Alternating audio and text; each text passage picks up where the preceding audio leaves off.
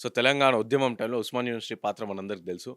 So, Osman యూనివర్సిటీలో విద్యార్థుల పాత్ర చాలా కీలకమైంది. అందులో ఉస్మాన్ యూనివర్సిటీ విద్యార్థి జేఏసీ చైర్మన్ పిడమర్తి రమణ మనతో పాటు ఉన్నారు.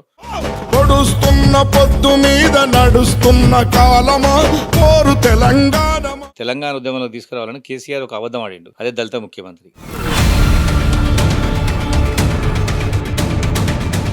సో, ఫైనల్‌గా చెప్పండన్నా పిడమర్తి రవి గారి ఫ్యూచర్ లీడర్ ఏ విధంగా చూడబోతున్నాం మేము? మీ ఫ్యూచర్ కార్యాచరణ ఏంటి? వచ్చే ఎన్నికల్లో నేను సత్తుపల్లి నుంచి ఎమ్మెల్యే గెలుస్తా. రాసుకోను.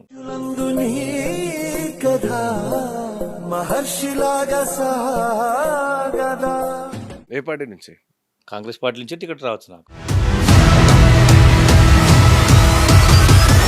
సో, ఎవరు ఎక్కడెక్కడి నుంచి అంటే ఆంధ్రాకి సంబంధించిన వాళ్ళు వచ్చి సో, మీ అయ్యా జాగీరా అని చెప్పడం. దానికి తెలంగాణకు సంబంధించిన కొంతమంది నాయకులు ఉస్మాన్ యూనివర్సిటీ వేదిక నుంచి ఉన్న నాయకులు వచ్చి కొంతమంది వత్తాసు పలకడం. పవన్ కళ్యాణ్ గారు వచ్చి జాగిర్ అన్నందుకు కూడా పవన్ కళ్యాణ్ గారికి చాలా మంది సమాధానం చెప్పారు.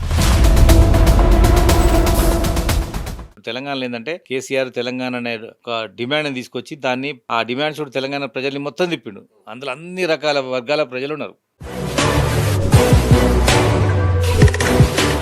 ప్రభుత్వం గద్దె దిగడానికి కారణం నిరుద్యోగులం.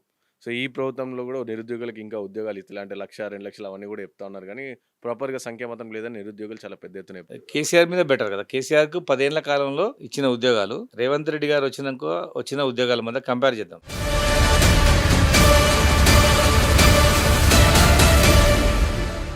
మీనాక్షి నటరాజన్ గారి గురించి మాట్లాడుకుంటారు. సో, ఇప్పుడు ప్రెజెంట్ సో, కాంగ్రెస్ పార్టీ నుంచి తెలంగాణ నుంచి వ్యవహారాల ఇన్ఛార్జ్‌గా ఉన్నారు. సో, తన రాజ్యసభ సంబంధించి దానిపైన ఈసీ కొట్టేసిన పరిస్థితి. సో, ఏం చెప్తారు దీనిపైన బీజేపీ పార్టీ వైఖరిని? బీజేపీ పార్టీ ఇంకోటి ఏం క్లెయిమ్ చేస్తుంది? తెలంగాణ రాష్ట్ర కాంగ్రెస్ పార్టీ నాయకులే మాకు ఈ ఇన్ఫర్మేషన్ ఇచ్చింది. సో, ఎవరు ఆ కోవట్ కాంగ్రెస్ పార్టీలో? నాకు కోవట్ అయితే నాకు తెలియదు. కానీ ఆమెకు జరిగిన నష్టం దేశానికి జరిగిన నష్టం.